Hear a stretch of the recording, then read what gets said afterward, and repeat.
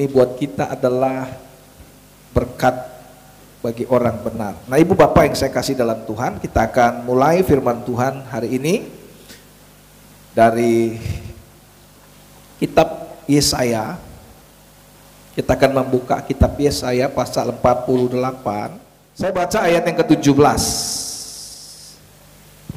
Beginilah firman Tuhan penebusmu yang Maha Kudus, Allah Israel. Akulah Tuhan Allahmu yang mengajar engkau tentang apa yang memberi faedah, yang menuntun engkau di jalan yang harus kau tempuh. Ayat 18 sama-sama. Sekiranya engkau memperhatikan perintah-perintahku, maka damai sejahteramu akan seperti sungai yang tidak pernah kering, dan kebahagiaanmu akan terus berlimpah seperti gelombang-gelombang laut yang tidak pernah berhenti. Baik, sama-sama kita baca. Maka keturunanmu akan seperti pasir, dan anak cucumu seperti kersik banyaknya. Nama mereka tidak akan dilenyapkan atau ditiadakan dari hadapanku. Ini Bapak Ibu yang menjadi dasar firman Tuhan pagi hari ini buat kita semua yang sangat-sangat rindu beribadah. Ada banyak jemaat saudaraku juga yang tanya, kapan kami bisa beribadah Pak, sudah rindu beribadah. Nah, kita dengan situasi yang seperti ini saudaraku berhikmat. Mungkin inilah berkat bagi beberapa jemaat yang bisa mengikuti ibadah ini secara live. Tetapi sebagian besar jemaat kita juga sedang mengikuti ibadah di rumah-rumah. Saya juga mengajak jemaat yang beribadah di rumah-rumah, ikutilah ibadah ini dengan hormat, tertib, dan teratur. Jangan sambil tidur-tiduran lihat handphone, tapi tetap dalam sikap beribadah di rumah, di tikarkah, di kursikah, tapi tetap hormat dalam situasi ibadah. Dan kita percaya Tuhan yang kita sembah hadir di tengah-tengah keluarga. Amin ya. Amin. Jadi jangan sambil tidur-tiduran saudaraku, ketiduran pula. Sementara hari ini saudaraku kita juga beribadah dan sekaligus juga mengadakan perjamuan kudus. Sebagian jemaat atau mungkin seluruh jemaat Gereja Pentakosta Mulyorejo telah menerima roti dan juga anggur yang dibagikan oleh beberapa pengerja dan jemaat atau sukarelawan semalam atau mungkin pagi hari ini yang sudah menerima. Mungkin ada jemaat yang tidak terlayani saudaraku karena situasi cuaca tadi malam. Bisa juga mempersiapkan, masih ada kesempatan saudaraku mungkin bisa ambil biskuit kah mungkin dengan bersama Coca-Cola atau Fanta saudaraku, apa saja saudaraku yang bisa kita sama-sama laksanakan nanti pada waktu kita arahkan dari tempat ini untuk makan atau minum tubuh dan darahnya saudaraku. Kita bisa bersama mengadakan ibadah saudaraku perjamuan kudus bersama-sama secara live streaming dari tempat ini. Baik, kita kembali kepada firman Tuhan yang luar biasa hari ini saudara. Kalau firman Tuhan bicara saudaraku, saya percaya tidak ada sesuatu pun yang bisa bergeser, yang bisa beranjak, yang kalau itu sudah ketetapan Tuhan. Nah, ketika Tuhan berfirman, dia bilang begini, beginilah firman Tuhan penebusmu. Luar biasa. Tema hari ini saudaraku, kita ini adalah orang benar, kebahagiaan orang benar, berkat orang benar, sukacitanya orang benar itu berbeda. Saudaraku, tidak ada orang yang dilahirkan sebagai orang benar. Bapak Ibu setuju? Semua orang telah berbuat dosa dan semua orang telah kehilangan kemuliaan Allah. Tapi kenapa saudaraku hari ini sudah disebut sebagai orang benar? Karena kita ditebus.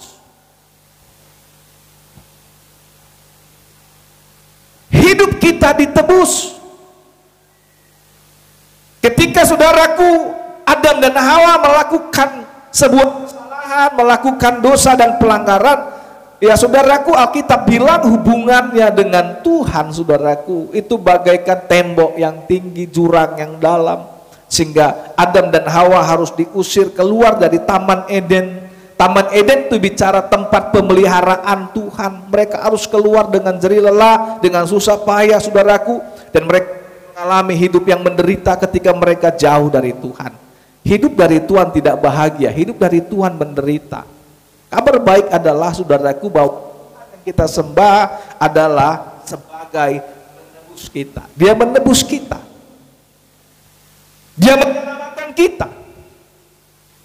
Dia membahagiakan kita, dia memberkati kita. Dia adalah Allah yang Maha Kudus, Allah Israel. Baginya ada kata maha. Di dunia ini nggak ada yang maha, hanya Dia yang maha.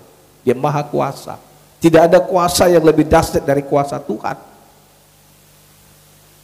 Di dunia ini tidak ada yang kekal. Saya mau ajak kita semua yang ini, siapapun saudara hari ini yang mendengarkan firman Tuhan, kita sedang memuji Tuhan, memuliakan Tuhan sebagai penebus dan Tuhan yang maha kuasa.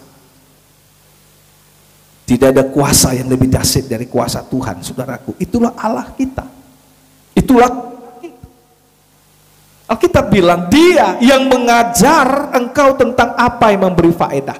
Alkitab bilang, saudaraku, dalam 2 Timotius 3:16, segala tulisan yang diilhamkan Allah memang bermanfaat untuk mengajar, untuk mendidik, untuk memperbaiki kelakuan, untuk menyatakan kesalahan. Itulah isi daripada kebenaran firman Tuhan.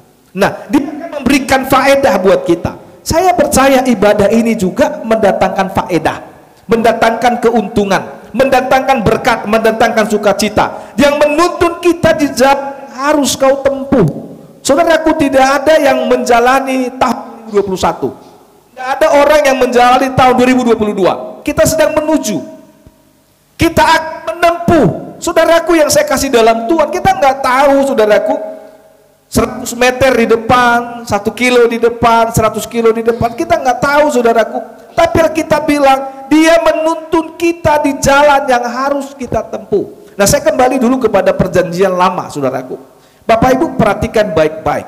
Ketika Musa mendengarkan sebuah perintah Tuhan, supaya bangsa Israel, saudaraku, disampaikan kabar. Apa kabar yang disampaikan Musa? Kabar tentang tanah Kanaan. Nah, saudara yang saya kasih dalam Tuhan, siapa yang suka mendengar berita tanah Kanaan? Di tanah Kanaan berlimpah susu, di tanah Kanaan berlimpah anggur, di tanah Kanaan, saudaraku, berlimpah gandum. Tidak ada yang kekurangan di tanah Kanaan. Nah, kenapa Tuhan bilang kepada Musa, kau beritakan aja berita tanah Kanaan kepada Israel. Supaya apa? Supaya bangsa itu tertarik. Untuk apa? Meninggalkan Mesir.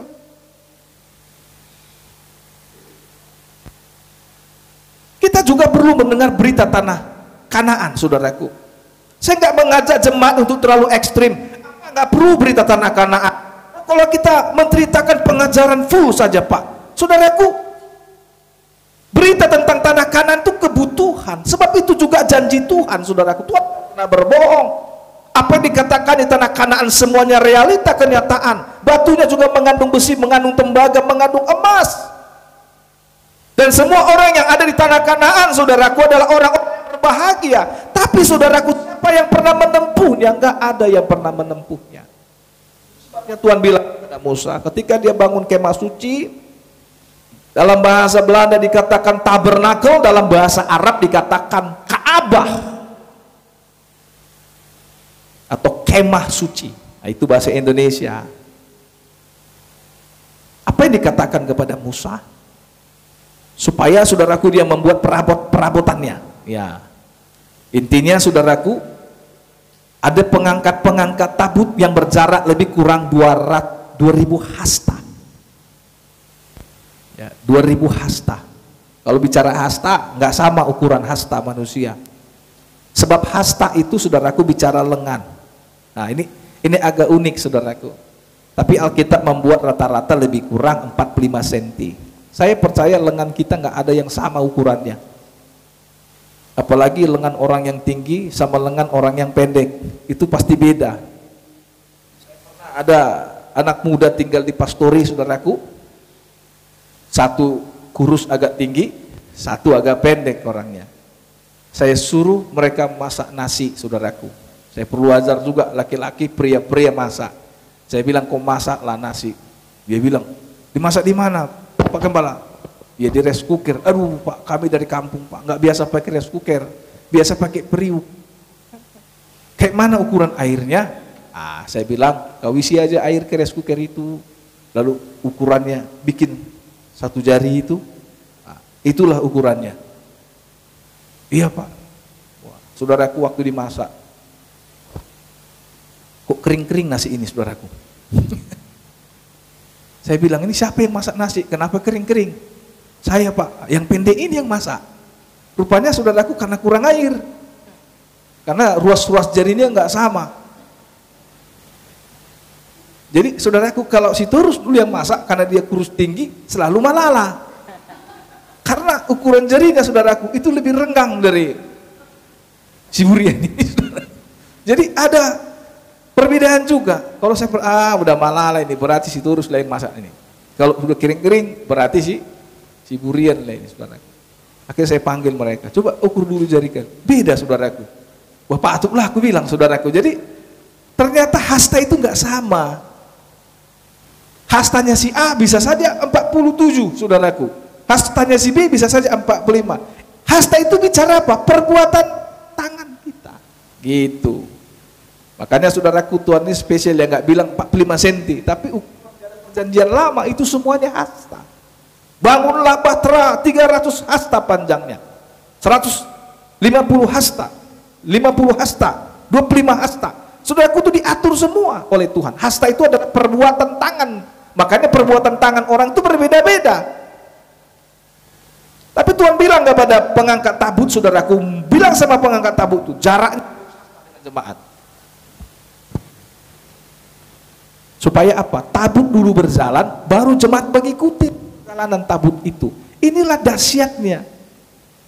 Makanya firman Tuhan bilang, saudaraku, tadi yang menuntun engkau di jalan harus kau tempuh. Kalau dalam perjanjian lama, kenapa bangsa Israel selalu berhasil? Karena dia menempatkan pengangkat tabut itu 2000 hasta di depan, atau lebih kurang 1 kilometer menurut rata-rata, saudaraku, antara jemaat dengan tabut perjanjian, saudaraku. Sehingga jemaat itu bisa lihat, masih bisa lihat mereka, oh di situ. Dari jauh bangsa itu melihat, supaya apa? Enggak tersesat. Nah, perjalanan kita juga seperti itu, Bapak Ibu. Kalau kita mengizinkan Tuhan menuntun perjalanan kita, maka kehidupan kita tidak akan tersesat di jalan. Pujian yang lama bilang, tanpa Yesus di sisiku, tanpa Yesus menopang, tanpa Yesus menjagaku, ku kan jatuh. Tanpa Yesus di sisiku, tanpa Yesus menopangku, tanpa Yesus bersamaku, ku kan jatuh. Bimbinglah daku, ya Yesus, di sepanjang jalan hidupku. Dahsyat sekali, saudaraku. Kalau Tuhan kita izinkan memimpin perjalanan yang akan kita jalani, dan jalan itu kita belum pernah tempuh. 2021 masih di bulan 4, kita sudah bingung, saudaraku, gimana? Ya kan? Sekolah-sekolah diperpanjang sampai bulan Desember. Semalam anak-anak kita cerita, udah lulus, sudah lulus semua 100%, gak ada yang tinggi keras. Saya khawatir kalau sampai bulan 12, saudaraku, tetap libur sekolah. Anak-anak TK ini bisa lupa sekolahnya di mana kan? Pindah ke sekolah negeri yang lain, lupa dia saudaraku sekolahnya, udah kelamaan gak sekolah. Kita nggak ngerti nih, bulan 4 masih, saudaraku, kita udah bingung. Bagaimana dengan 2022, 2023, 2024, saudaraku, kita nggak tahu. Tapi ternyata firman Tuhan punya konsep yang luar biasa. Asal kita izinkan Tuhan menuntun kita di jalan yang harus kita tempuh, inilah berkat orang benar. Amin. Orang benar itu adalah orang, saudaraku, yang hidup di dalam ketaatan. Ini definisi orang benar. Selain yang dibenarkan ditebus oleh Tuhan, orang benar ini punya konsep hidup, saudaraku, bahwa hidupnya itu di dalam ketaatan. Suka enggak suka, taat. Itu. Jadi kalau kita dengar firman Tuhan, bukan konsep kita. untuk enak-enakan telinga, enggak. Orang benar itu mendengar firman itu taat gitu Bapak Ibu. Selama itu firman Tuhan itu taat. Kadang-kadang merobek daging, kadang-kadang menyinggung perasaan, kadang-kadang menyakiti saudaraku. Mungkin saudara jemaat di rumah dengar ini juga. Oh gitu ya Pak. Iya, orang benar itu taat. Walaupun gak cocok di hati, kalau itu firman. Iya. Seperti Samuel yang muda, berfirmanlah Tuhan sebab aku mendengarkanmu. Gitu. Walaupun kadang-kadang saudaraku suara Tuhan itu mengganggu istirahatnya. Karena itu panggilan Tuhan, suara Tuhan. Orang benar itu adalah orang yang taat. Orang yang benar adalah orang yang merenungkan firman Tuhan.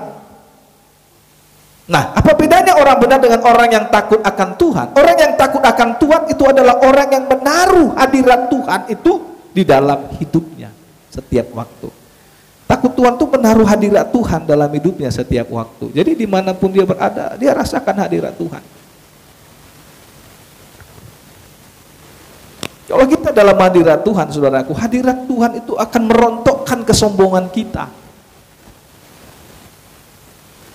Karena kesombongan kita nggak tahan dalam hadirat Tuhan. Keangkuhan kita akan rontok dalam hadirat Tuhan. Jadi orang yang takut Tuhan itu adalah orang, saudaraku, yang menaruh hadirat Tuhan dalam kehidupannya. Lalu saudaraku, apa yang kita lakukan? Nah, firman Tuhan lanjutkan, saudaraku, sekiranya engkau memperhatikan perintah-perintahku. Nah, kalau bicara sekiranya engkau,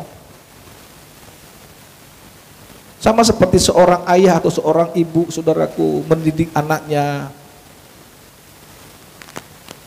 Saya lihat di YouTube, saudaraku, anak-anak pada waktu orang tuanya yang ngajar dia, gitu saudaraku. Saya nggak tahu sini mama-mamanya mungkin baik-baik ya. Tapi bagaimana saudaraku waktu guru yang begitu sabar di sekolah mengajar anak-anak kita. Bapaknya sekali ngajar buruk, mulai ada kata buruk saudaraku. So tambah satu berapa? Bingungan dia. Cepat jawab, gitu saudaraku. Baru ampak buruknya ini, gitu saudaraku. Ada lagi ibu-ibu. Opungnya dengar anaknya diajari. 1 tambah 1 berapa? 2. 1 tambah 3. Tahu anaknya bilang 5. Bapaknya marah. Apa? 1 tambah 3. 4. Bodoh, gitu. Opungnya dengar. Jangan kau marahi, sikitnya kurang, gitu saudaraku. Sikitnya kurang. Kurang 1 dia kau marahi. Opungnya langsung yang komplain saudaraku. 4 dibilangnya 5 gitu. Apa sedikitnya kurang gitu saudaraku.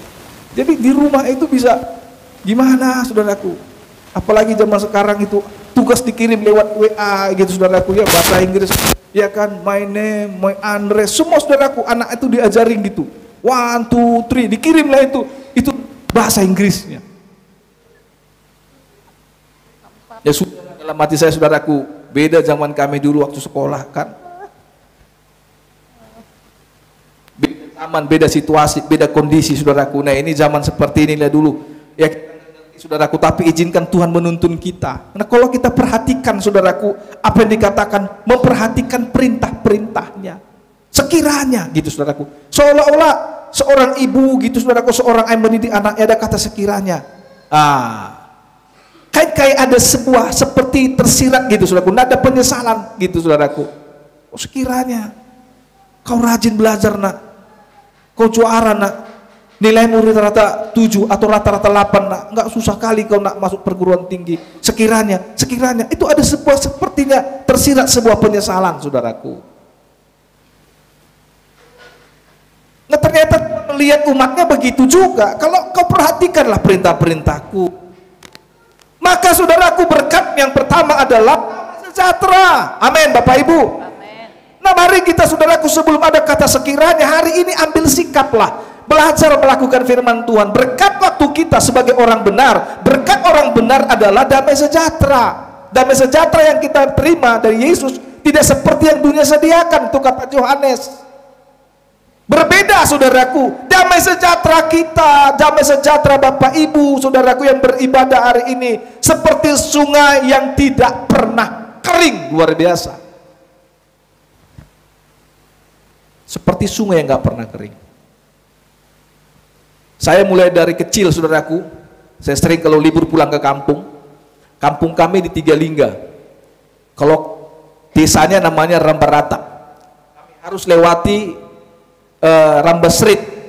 Lalu ada sungai yang namanya sungai apa itu? Laurenun. Ya, Laurenun, saudaraku. Sampai sekarang kalau saya lewati, kayaknya nggak pernah airnya berkurang, saudaraku. Air itu terus mengalir. Ada juga sungai yang temporer. Kalau sungai hujan deras, adalah sungai di kampung kami tiba-tiba muncul sungai memisahkan ladang-ladang. Tapi kalau musim kemarau dia hilang. Itu damai sejahtera yang semu yang dunia sediakan. Tapi kalau damai sejahtera yang Tuhan sediakan seperti Laurenun itulah, nggak pernah kering. Saudara pergi ke Sidikalang, saudaraku, lihat ada sungai di situ yang suaranya keras, itu Laurenun itu, nggak pernah kering itu. Saudara buka internet Laurenun, berapa dalam, nggak terukur dalamnya, saudaraku, hebat juga. Sampai ada peneliti bilang hampir sampai mencapai perut bumi dalamnya karena gempa. Tapi nggak pernah kering. Ya, ini berkat damai sejahtera yang luar biasa. Dan dibilang kebahagiaanmu akan berlimpah seperti gelombang-gelombang laut yang tidak pernah berhenti. Bapak Ibu pernah ke laut? Pernah lihat laut? Pernah ya? Atau ada yang nggak pernah ke laut? Angkat tangan dulu yang pernah ke laut. Laut, nggak pernah kalian ke laut? Laut apa? Kemana laut? Ada bahasa Bataknya laut. Pantainya. Laut mana? Laut, saudaraku. Ke Batam saudara ada laut, ya kan? Alkitab bilang ada gelombangnya, ombaknya. Dan perhatikanlah, adakah laut itu berhenti? Gelombangnya berhenti? Enggak pernah.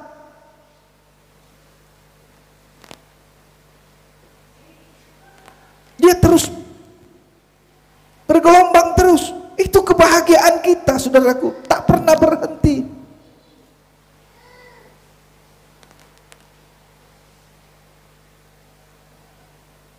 Saudaraku, firman Tuhan juga bilang, keturunanmu seperti pasir dan anak cucumu seperti kersik banyaknya, seperti debu. Saudara bisa bawa Alkitab saudara, dan mereka tidak akan dilenyapkan. Katakan amin. Amin. Enggak dilenyapkan. Ini janji Tuhan buat kita. Dan keturunanmu tidak akan dilenyapkan. Imani itu. Walaupun hari esok nggak penuh kepastian, saudaraku. Bukanlah tahun kepastian bagi orang yang nggak percaya kepada janji Tuhan. Tapi kita yakin kepada janji Tuhan. Mereka bilang bahwa keturunanmu tidak akan dilenyapkan. Ini kabar baik, inilah kebahagiaan orang benar hari ini, saudaraku. Taruhlah pengharapanmu setinggi-tingginya kepada Tuhan. Peganglah janji Tuhan ini, saudaraku. Anak cucumu tidak akan dilenyapkan atau ditiadakan dari hadapan Tuhan. Ini luar biasa.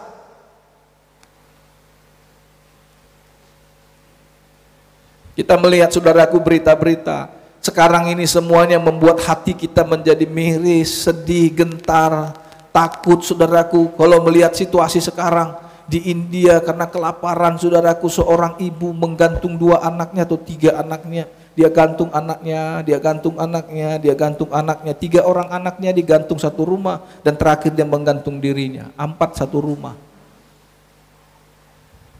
Kenapa, saudaraku? Karena kelaparan di India. Itu berita yang viral sekarang ini. Karena apa, saudaraku? Dia mungkin takut, khawatir gimana nanti anak-anakku ini makan. Karena situasi, saudaraku.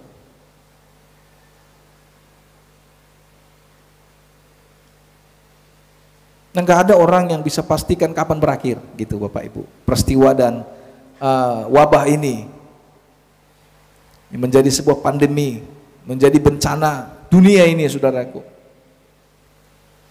Kalau saudara perhatikan berita-berita, bukan makin baik.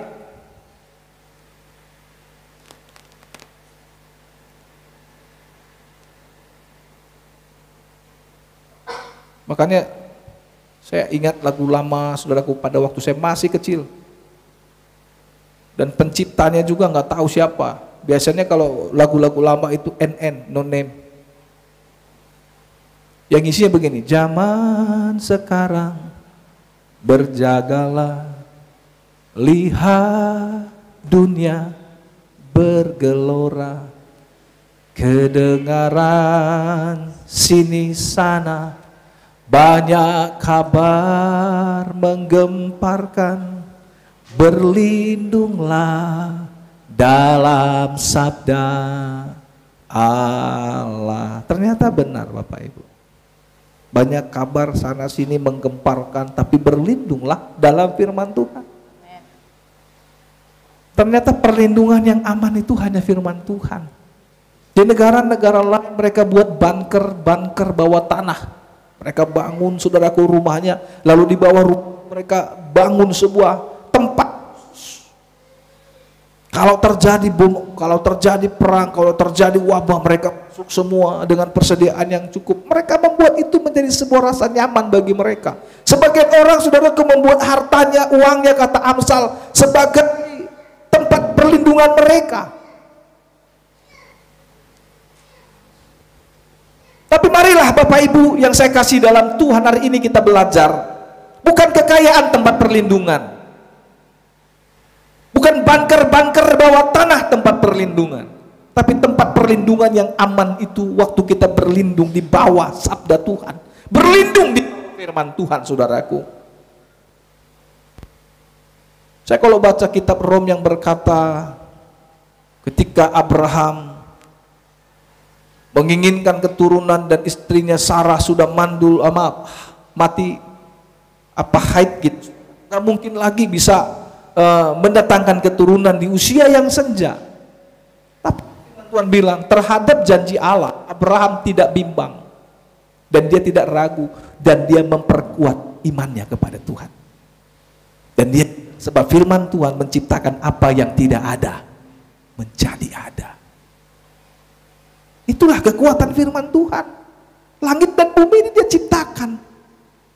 Jadilah terang, lalu terang itu jadi. Dan itulah Tuhan melihat semuanya itu baik gitu Bapak Ibu. Dengan firman-Nya dia jadikan segala sesuatu. Dan saya percaya juga kalau kita jadikan firman Tuhan jadi tempat perlindungan kita, inilah tempat yang paling aman di muka bumi ini. Berlindung dalam firman Tuhan. Saudara mungkin pernah dengar sejarah di Goshen, tempat pengembalaan itu. Di Mesir terjadi kelaparan, di Mesir terjadi bencana, ya di Mesir terjadi tulah. Tetap tanah Goshen nggak ada tulah, nggak ada kelaparan, nggak ada bencana. Kenapa? Tempat itu Tuhan yang pilih. Nah kalau kita berlindung dalam firman Tuhan, itu kekuatan kita. Ibu bapak yang saya kasih dalam Tuhan, itu tempat perlindungan kita. Yakinin itu. Karena demikianlah firman Tuhan, demikianlah firman Tuhan. Jadi itu garansinya luar biasa.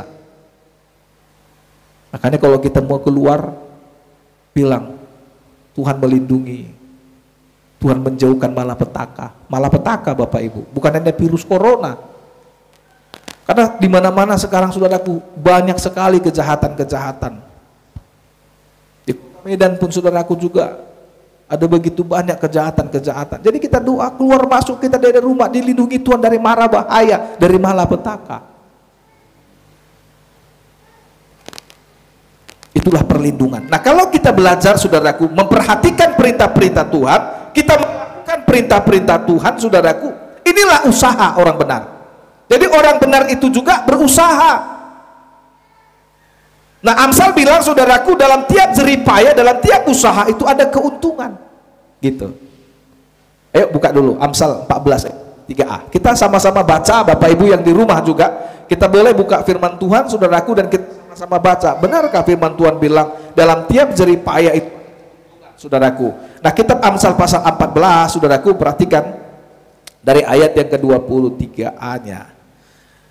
321 ya. Dalam tiap jeripayah ada keuntungan. Nah, Tapi Amsal bilang, saudaraku selanjutnya, tapi kata-kata belaka mendatangkan kekurangan saja. Jadi beda loh, jerih payah.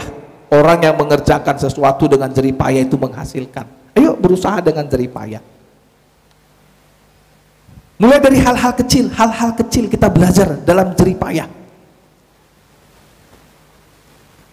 Ibu, mungkin ada pekerjaan saudaraku yang tidak mungkin terlalu luas, tapi kita bisa tanam tomat di situ, iya kan? Kita bisa tanam cabai di situ, sederhana saja. Buka YouTube bagaimana cara tanam tomat, bagaimana cara tanam cabai.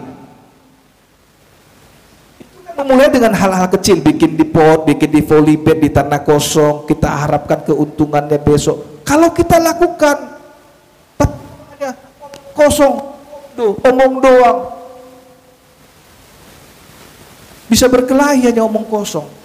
Ibu, bapak dan anak berencana begini, anon molong ngagudang anon manuk tau namang, olo bapak tagadis mate, ini belum ada ayam, masih rencananya mereka berdua sharing-sharing. Tatu horma anon anak ni hor buat gitu. Mula dong manuk tapak teh, oh lo maranak manuk molong gudang bata gadis mai tatu horma anak ni horbo. Wih do bapak, oh lo, au na anu bapak naik anu dah, naik manu tu anak ni horboy, unang tong, kata bapak. Termarsai anu dah, bapak naik mau tong bapak, unang, naik dah, bau mangalo ho, anaknya saudaraku. Persoalan ayamnya belum ada. Ini yang namanya hanya omong doang. Jadi orang hanya ngomong, nggak ada dikerjakan itu, saudaraku. Hanya kata-kata saja, saudaraku, kata firman Tuhan. Tapi saudaraku, bahkan kekurangan. Tapi kalau rajin, wah, nggak pernah kekurangan. Mama kan begitu juga, dia tanam di tebu, saudaraku, berapa ranting. Sebentar tebu dia tanam, sebentar jagung dia tanam juga. Dia tanam lagi serai, dia tanam lagi pandan. Jadi tinggal lihat aja ke ladang apa yang butuh. Sekarang dia tanami lagi batang ubi. Jadi kita nggak beli lagi daun ubi. Dia akan bawa daun ubi, daun ubi tumbuh anu permen. Tinggal bawa dari ladang. Kalau ada tanah kosong, saudaraku, bikin kolam. Oh ya kan, bikin nil. Kalau kita besok mau manggang, tinggal pancing, saudaraku, sambil rekreasi. Ya, tapi kalau dia ngomong-ngomong ya kekurangan aja. Jam 12 lapar, iya kan? Dari jam 10 dia cakap cerita, saudaraku, jam 12 tahu Pak ini miaki katanya, saudaraku, kenapa nggak kerja? Tanamin cabai, saya tanam cabai di situ sekarang. Ambil bijinya, belah, saudaraku, urus stek, bikin polybag dulu, tanamin semua. Mana tahu besok-besok harga cabai mahal, ya tanam situ, tinggal petik saja kok. Tanam tomat beberapa batang. Jadi pekarangan itu jadi apotek hidup. Tapi kalau malas, apa yang didapat? Kita akan kekurangan saja. Itulah judulnya hidup. Bagaimana kalau tema minggu depan kita bikin kekurangan saja? Kan udah repot, saudaraku. Karena malas tuh mati sudi. Makanya kekurangan saja. Tapi kalau jemaat itu, saudaraku, jemaat yang kreatif, bekerja, saudaraku, apa yang dia lakukan? Enggak kekurangan. Berkat orang itu. Nah, lihat saudaraku, mendatangkan keuntungan. Apa sih keuntungan yang kita dapat? Nah, Mazmur 112, ini ayat terakhir Bapak Ibu. Kita lihat Bapak Ibu, kita akan perhatikan bahagia orang benar. Nah, ini judulnya, Mazmur 112. Saya minta PBS bantu baca dulu. Ya, dari ayat 1 Pak, pelan-pelan. Demikian firman Tuhan. Bahagia orang benar. Nah, sama kita bilang dulu, bahagia orang benar. 3, 2 ya. Bahagia orang benar. Orang benar itu bahagia gitu. Mau dibalik-balikkan pun itu, saudaraku, ya. Baik, silakan. Haleluya. Lebih keras lagi, Pak. Haleluya. Sekali lagi lebih keras. Haleluya. Pentakosta itu sudi. Amin, saudaraku, ya. Haleluya. Teruskan, Pak. Berbahagialah orang yang takut akan Tuhan, Amin. yang sangat suka kepada segala perintahnya. Ya, sangat suka dengan perintah Tuhan. Berkatnya apa, Pak? Keuntungannya ayat 2. Anak cucunya akan perkasa di bumi. Ya. Angkatan orang benar akan diberkati. Nah, saudara yang saya kasih dalam Tuhan, berkatnya adalah, saudaraku, keuntungannya adalah generasinya itu generasi yang perkasa, selalu menjadi contoh, menjadi teladan. Itu maksudnya. angkatan mereka akan diberkati. Jadi kalau anak-anak kita, saudaraku, itu jadi contoh, jadi teladan, saudaraku, ini berkat Tuhan yang luar biasa. Inilah keuntungan orang yang sangat suka kepada Taurat Tuhan, yang sangat suka kepada firman Tuhan. Jemaat senang, saudaraku, saya dengar juga, Pak, ibadahlah Pak, bikinlah ibadah Pak. Beberapa orang bikinlah ibadah. Jemaat kita ini suka beribadah. Karena nggak di sini Bapak Ibu, ada orang yang lagi ibadah live streaming dia. Pas live streaming, ibadah dia. Ah, ini terbalik-balik gitu, saudaraku. Tapi di sini nggak, baik-baik di sini, ya. Suka ibadah. Jadi berkatnya, saudaraku, ini luar biasa. Berkatnya firman Tuhan bilang tadi, saudaraku, bahwa keturunannya, saudaraku, adalah keturunan yang menjadi teladan, menjadi berkat, perkasa di bumi. Ini. Yang kedua, Pak, ayat 3, perhatikan. Ayat 3. Ya. Harta dan kekayaan ada dalam rumahnya. Kebajikannya tetap untuk selamanya. Jadi orang yang cinta Tuhan, justru firman Tuhan bilang harta dan kekayaan itu ada di dalam rumahnya. Sama-sama bilang amin. Amin. Orang yang cinta, saudaraku, dijamin Tuhan pula itu. Kebahagiaannya luar biasa, saudaraku. Kekayaan ada dalam rumahnya. Jadi kalau firman ini kita nggak perlu eksegesi lagi kan, nggak perlu tak lagi. Dan ini kebenaran, harta kekayaan ada dalam rumahnya.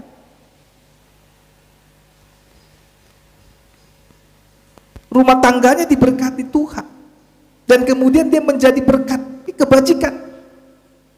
Diberkati untuk memberkati. Mungkin Bapak Ibu juga yang mengikuti live streaming ini, kalau Bapak Ibu diberkati secara finansial berlimpah-limpah, ayo jadi berkat juga bagi orang lain.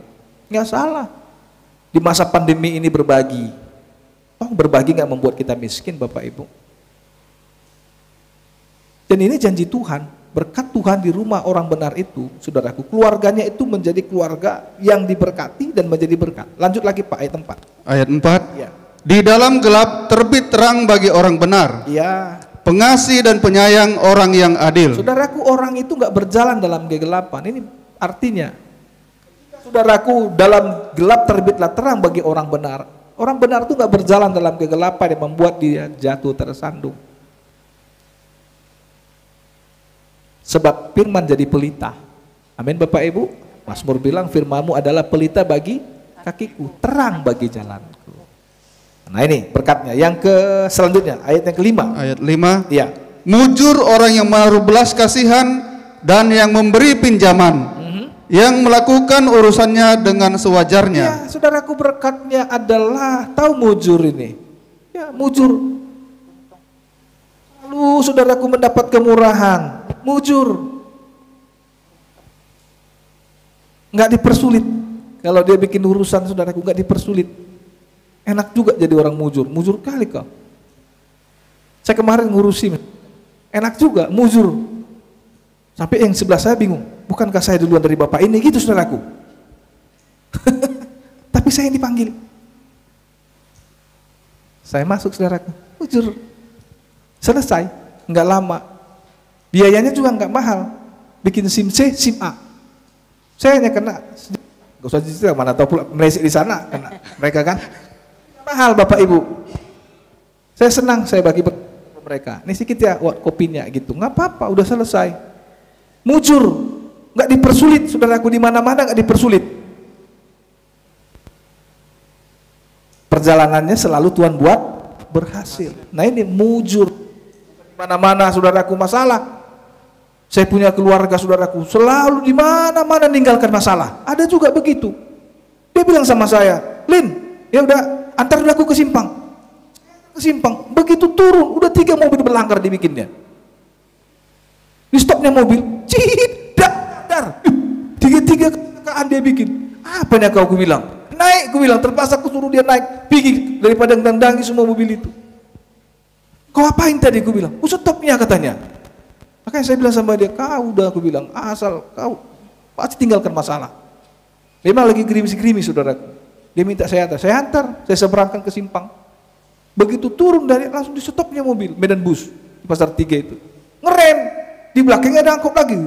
Tak, yang belakang lagi, tak, itu pecah kacanya, saudaraku, 3. Mungkin angkot ini karena nggak ada penumpang, oh, cocok ini bikinnya ada satu penumpang, direm terus, berlanggar tiga-tiga, saya dia pergi. Ini mana-mana selalu tinggalkan masalah. Orang benar itu enggak. Di mana-mana saudaraku dia selalu apa? Mujur. Nah yang terakhir apa kata? Sebab ia takkan goyah untuk selama-lamanya. Teruskan. Orang benar itu akan diingat selama-lamanya. Iya, enggak goyah dan saudaraku jadi kenangan. Gitu, diingat. Coba kita pergi, orang ingat kita, menoreh sebuah sejarah. Ini paling penting. Ya kalau mungkin besok saya pergi, saudaraku, jemaat kan nggak lupa. Yo gembala Pendeta Situmorang mendiang. Nah, saudaraku, ini kan kabar baik juga. Jangan salah dengar. Ada orang sakit, saudaraku, dia bilang begini, puji Tuhan lah Pak. Cuman kabar mau bilang mendiangnya, udah bilang mendingan gitu saudaraku ya. Cemana sakitnya? Udah mendiang itu. Nangis semua. Kok nangis kalian semua dengar kabar itu? Hanya bilang mendingan saudaraku. Jangan terbalik-balik. Mendingan Pak gitu. Terakhir dia bilang udah mendiang lah katanya. Udah mendiang lah Pak. Jadi orang mati gitu saudaraku. Dia pun heran. Kenapa kalian nangis? Hanya bilang mendingan yang saudaraku. Jadi kalau kita punya itu nggak bisa dilupakan lah. Jangan sampai kita pergi nggak ada yang ingat kita. Ini paling parah ini saudaraku. Kuburan dia pun nggak ingat orang di mana. Marilah Bapak Ibu. Ya ini orang benar. Saya selalu bilang, aduh jangan sampai kuburan orang tua kita pun kita nggak tahu. Saya udah ini anak kualat kalau seperti itu. Orang tuanya bisa dilupakan kan udah gawat saudaraku. Gak apa-apa, saya gak pernah larang jemaat untuk pergi ke kuburan. Ya bersihkan kuburan itu. Rawat kuburan orang tuamu. Itu jadi ingat-ingatan juga. Karena orang benar saudaraku diingat, matinya. Tapi jangan kau berdoa di situ, bicara sama arwah, itu yang gak boleh. Saya kalau berdoa saudaraku di pusaran opung saya, itu kan opung Parlin itu. Di Rampung. Saya bilang, saya doa kita semua. Tuhan di tempat pusaran opung Sintua Situmorang berkati semua keturunannya gitu, yang diberkati didoakan keturunannya, bukan terimalah arwahnya di sisimu ya Tuhan, amin. Ketika dari dalam pun udah gawat saudaraku. Dia nggak perlu bicara sama arwah. Opung lo ujian PNS opung nomor sekian opung pasu-pasu asa jebol asa lolos. Opung dia bilang dari kuburan, kau sarjana, aku SD pun nggak tamat katanya Pak Joni, nggak tamat, nggak perlu bicara sama arwah. Tapi jangan sampai kita saudaraku lupakan juga kuburan. Bikinlah tandanya sederhana, nggak usah sampai hebat-hebat sampai seperti di Samosir. Ada yang bilang sama saya, Pak udah ada 200 kamar di situ. 200 kamar, iya maksudnya kamar aja. Semua keturunannya saudaraku semua sampai 200 ada. Mau mati nosiat kubur, mau mati nosiat semua kubur saudaraku. Bangunannya luar biasa, pakai lampu kalau malam. Kelap-kelip lagi kuburan di Samosir. Di sebelahnya udah mau tumbang rumah. Tiap sore udah gini-gini ke situ. Udah goyang-goyang saudaraku. Nah, saya percaya jangan lupakan ya sebagai anak datang saudaraku pergi nggak salah ya, jangan sampai saudaraku kita lupakan ya, karena orang benar juga saudaraku diingat selama-lamanya. Yang terakhir ayat 7, ia tidak takut kepada kabar celaka ya. Hatinya tetap penuh kepercayaan kepada Tuhan. Ulang sekali lagi Pak, enggak saya minta tisu ya. Tisu. Ayat 7 ya. Ia tidak takut kepada kabar celaka, hatinya tetap penuh kepercayaan kepada Tuhan. Ya, saudaraku tidak takut kabar celaka. Ya mohon maaf ya, saya ini bukan COVID. Sekarang kalau orang batuk saudaraku, udah dilihat-lihat, sehat saudaraku. Tidak takut kepada kabar celaka. Ini saudaraku berkat luar biasa, ya bahagia saudaraku. Di sana gempa, sana gempa. Tapi kita yang percaya kepada Tuhan, ini kebahagiaan kita. Enggak takut kepada kabar celaka. Tuhan memberkati, memelihara kita saudaraku. Hati tetap penuh kepercayaan kepada Tuhan. Semalam sore ibadah doa di sini, saya bilang begini saudaraku, kalau kita minta kepada Tuhan, dengan penuh kepercayaan, penuh keyakinan. Bapak Ibu, Alkitab bilang begini, gunung pun kau dapat pindahkan ke laut jika engkau berdoa memintanya dengan penuh keyakinan. Murid-murid tercengang-cengang kan waktu Yesus bilang kepada pohon ara, terkutuk karena tidak menghasilkan buah, sekonyong-konyong kering daunnya dan mati. Kau bisa memindahkan gunung. Inilah keyakinan. Jika orang benar berdoa dengan penuh keyakinan, minta apa saja dalam namaku, engkau akan menerimanya. Ya, saudara, kita mungkin sedang berhadapan dengan gunung-gunung kemustahilan ya, nggak mungkin. Tapi doa dengan penuh kepercayaan dan keyakinan kepada Tuhan dapat memindahkan gunung-gunung persoalan itu ke laut. Saya percaya sesuatu yang nggak mungkin dapat dikerjakan, tapi doa memungkinkan segala-galanya. Jika doa dengan iman, dengan kepercayaan kita minta kepada Tuhan, saya percaya tetaplah kita, saudaraku, mengalami hati yang teguh, tidak takut, tetapi kita senantiasa memandang kepada Tuhan yang adalah kekuatan dan mazmur kita. Demikian firman Tuhan hari ini buat kita, Bapak.